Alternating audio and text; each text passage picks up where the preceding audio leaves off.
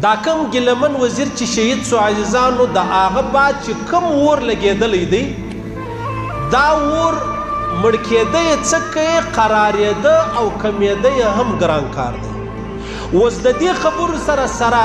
یوه دا خبره هم مابین لره راله په تېرو ورځو کې هغه جرمني کې د پاکستان قنصل خانه وه سفارتخانه وه بیا څه القان